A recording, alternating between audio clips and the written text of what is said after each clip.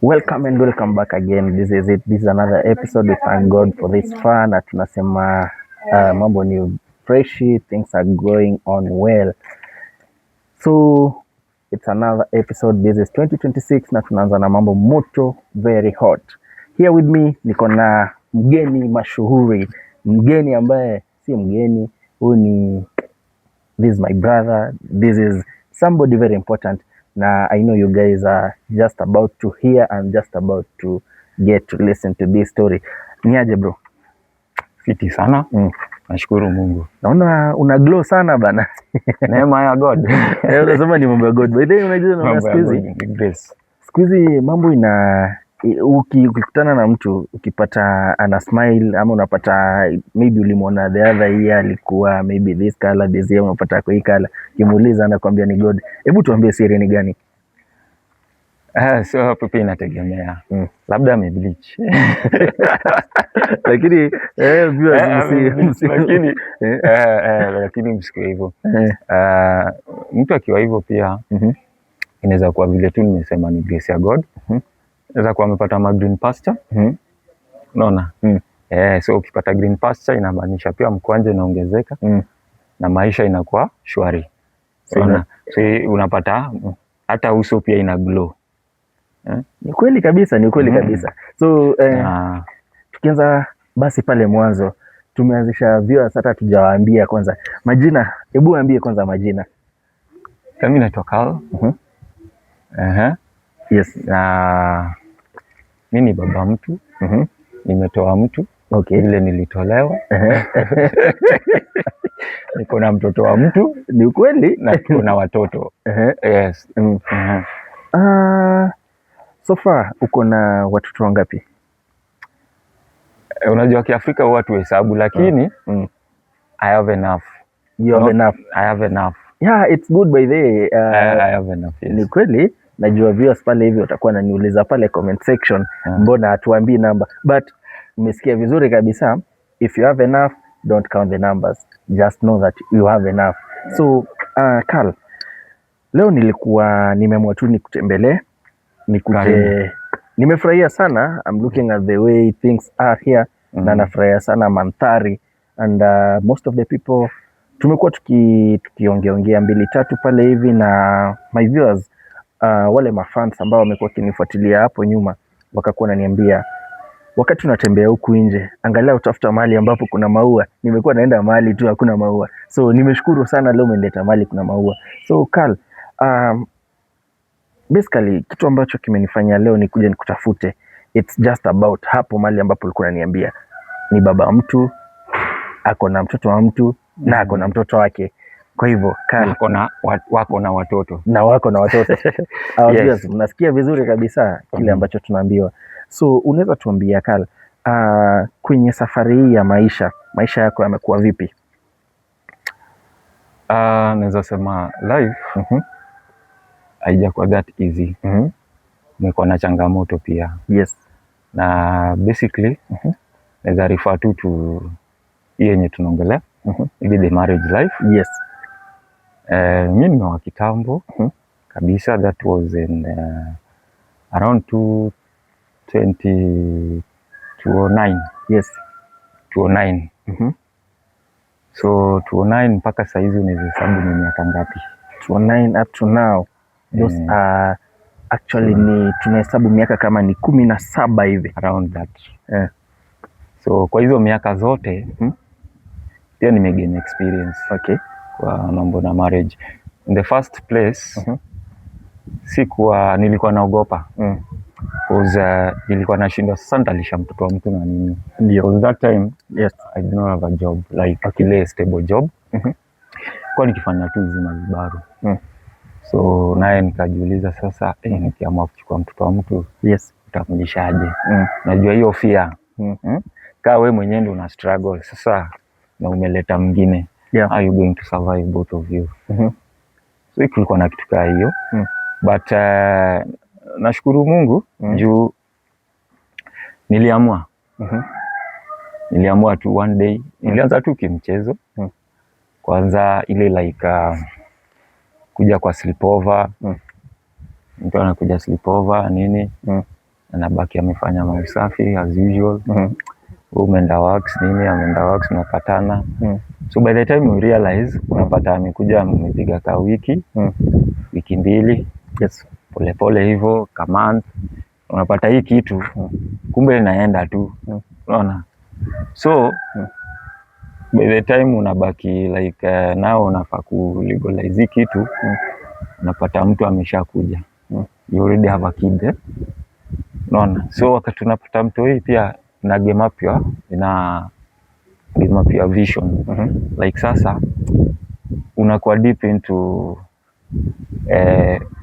taking care of the minor, sana unapataga ile love na mind inatoka kwa mama mostly, inarudi kwa mtoto, the young one. So unasema hapa sasa lazima nijitume, mtu lazima apate maziwa, mamake pia lazima apate kitu pale, so mimi naweza sema hivi,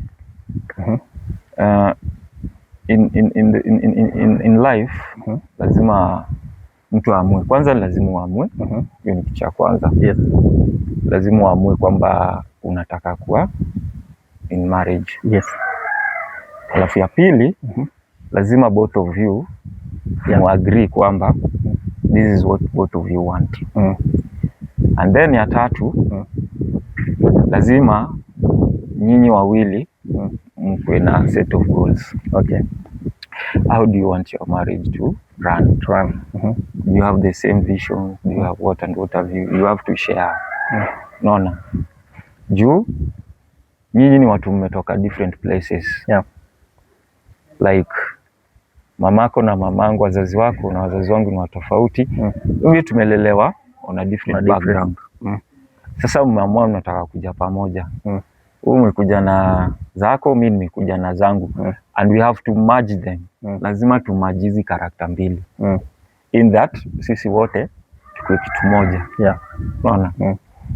So inakuwa ni si rahisi in that period, unaona, si rahisi in that period juu mnakosana pia. Kuna hiyo period ya kwanza naweza ongelea. Kuna hiyo period mnakuwa tu na love, yani just love your partner, hata akikosa kidogo you don't see kama hiyo ni kitu big, so mnaendelea tu hivyo. And then sasa kuna hiyo stage ambayo inakuja, unaanza kuona sasa these few things zenye partner wako anadu hazifai. So what do? Unaanza kumcorrect, unaona. So mko kwa period of correction. Sasa hapa ndio unapata zingine haziwezi work. Juu sasa ule mwingine ataona kama unamfinyilia. Unaona, ataona kama wewe ni dictator. Kwa sababu hukufanya nini? Hamku agree. Unaona, kwamba hii ndio kitu mnataka. That is naongelea kwa wale hawako agree, because hapo mwanzo nilikuwa nimesema if you want to get into a marriage, you have to sit down and discuss on what you people want in this marriage, your visions and missions and what you need to accomplish, and then now you work on your personalities. So hapa kwa work on the personalities ndio sasa unapata sasa hiyo stage lazima pia ikue. Mali sasa unapata your partner anafanya kitu, unaona hapa hapana, unaona. So hapa inakuwa hiyo love sasa inatoka kwa infatuation, inakuja to the real thing. Wachana na ile yenye ilikuwa ya kwanza. Sasa hapa ndio sasa love inaanza sasa, the real love now is coming in for you to be couples, the real couples, unaona. So in this stage itabidi sasa utumie akili, lazima utumie pia wisdom at the same time, unaona. Juu pia the Bible inakuremind kwamba women are the weaker sex, lazima wa handle with care, unaona. So hapa ndio mali sasa pia wewe lazima uko na that wisdom and care, lazima uapply hapo, lazima sasa uweke si ile time unapata sasa Yuji umetoka unataka kwenda kuona game ya Man U, hujazoea like wewe unatokanga freestyle, wewe umejoaga wewe ni mfano wa Man U, unaenda pale nje kwa joint, unakaa na maboys, unarudi nini but kuna time hii ulikuwaga umekuwa dormant ukahepa juu kuna mapenzi ilikuvuruta mahali. Mpoa wako anajua for real huyu jamaa wangu anakuwaga ni fan but si fan wa kuenda sasa hizo majoint. Sasa imefika hii stage mali unataka kwenda kwa joint kuwatch game ya Man U, unataka kuacha mpoa wako. Unaona? So anaanza kufeel how come huko umeenda saizi umeanza kwenda kumeet maboys nje juu ya game. Is it necessary that uende? So anaona kama una prioritize hiyo game kuliko. Unaona? So kama ni mtu ambaye haelewi unaanza kuvurutana kidogo hapa na pale inaanzia sasa pale. Unaona? So unaanza kumlearn pia. Nani get? Aya. Kuna sasa tena hii point ambaye unapata huyu mama hiyo time hiyo mapenzi ilikuwa inawavuruta. Na vitu vilikuwa unamfanyiaga out of pleasing. Not knowing kwamba some of these things zinaweza kuja zikushike mbele. Na sisemi kwa ubaya, like unaweza pata seme tu example. Wewe umeamua ukikujaga juu utaki mama achoke, umeingiaga kwa kitchen. Wewe ni mtu wa kitchen ni yako kila time. Kumundia pale mapochopocho msosi baby come hapo. Mwendo umeleta maji umemwekea pale, siku za kufua uko na yeye hapa na pale. Simi ni vibaya kusaidia, lakini unaona kuna ile extent ambaye ulimleta lakini ulitaka kumplease. Unaona, kumuonyesha kwamba yeye akiwa pale you can do all these things. The house chores, unaona, unaweza zifanyanga zote bila kuni. So yeye hata kwa relax. Ako tu juu ya remote. Baby ni aje umemletea pale. So inafika hiyo time unataka sasa yeye aingie kitchen sasa. Pia yeye akuandalie akuleteage hapo. Ni nini yenye una create?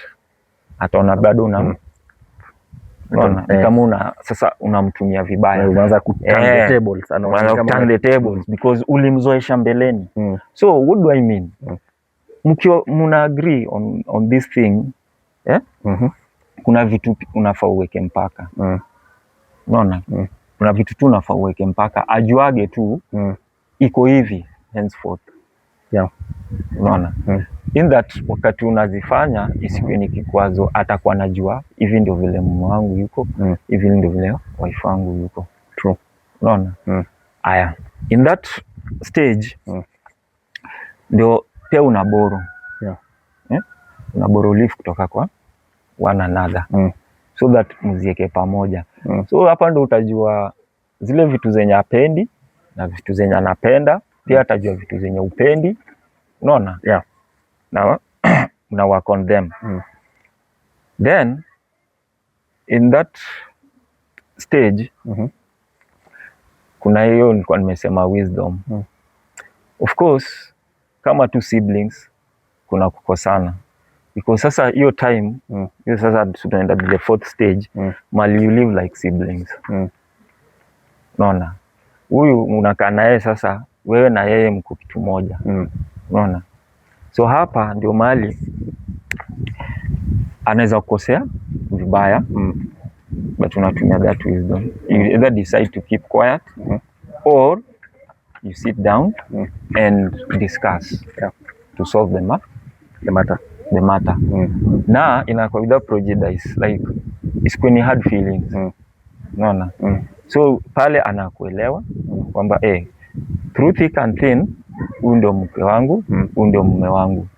Unaona? Kukosana iko lakini lazima watu wakae chini wasuluhishe. Na kama hata amjakaa chini mkasuluhisha, unaweza amua kunyamazia. Wanasema be the dummy. Unaona? For that time unyamazie. Kama mmoja ako juu mwingine unacheza tu chini. Neutralize. Yes, sio rahisi. Lakini unacheza tu chini. Then baadaye you can do what? Of course you can express yourself to whoever huyo partner wako.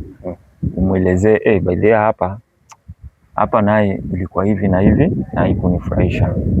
Unaona? Yes. Hii ndio ilinikwaza. Because ukiamua ku pick up the pieces at that moment mko high, ama the moment mmoja ako high, the possibility ya nyinyi kupigana pia iko very high. Possibility ya kuumizana iko pale, na pia possibility ya kutumia harsh words iko juu.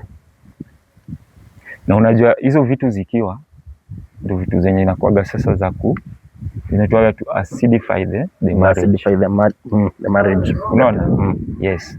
But now you decide to become the litmus. Yeah, the litmus, you neutralize the hiyo nini. Yes. The acidity pale hivi. Yes. So Carl, jinsi ambavyo tumetuelezea kutoka pale mwanzoni, that is from stage 1 to stage 4. Looking at your life, hapa kwa your life, have you been maybe involved in a harsh quarrel with your partner, ile yenye ukafika mahali ukasema today staki kabisa, let me leave? Imewahi kupata situation kama hiyo? Yes. Hizo situations zimekuwa. That is why nimekuambia you learn through the experience and then use wisdom. So hizo ni situations ziko.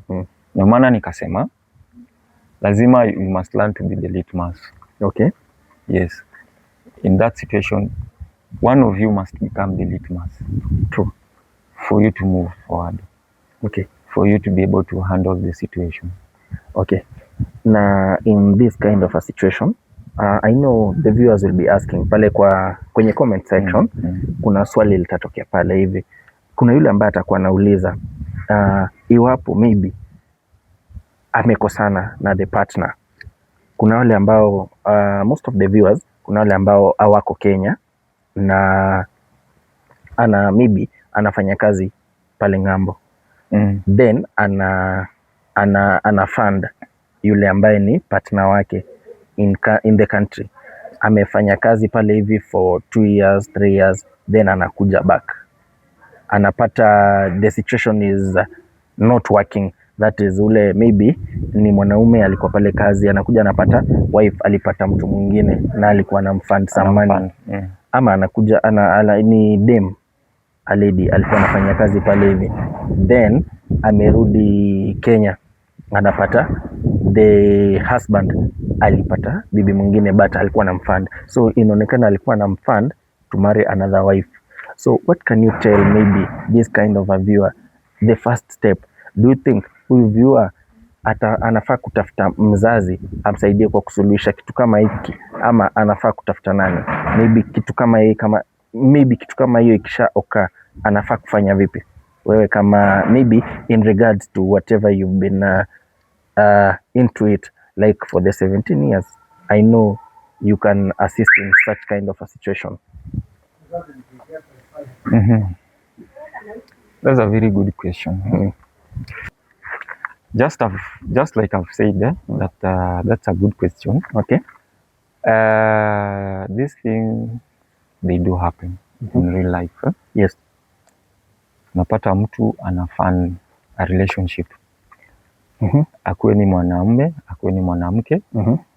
Labda ako kule nje anajituma. Yes. Akijua ameacha familia nyuma, labda ameacha mume ama ameacha mke. So anaweza kumtumia pesa na nini, lakini anapokuja anapata mambo sio vile. Yes.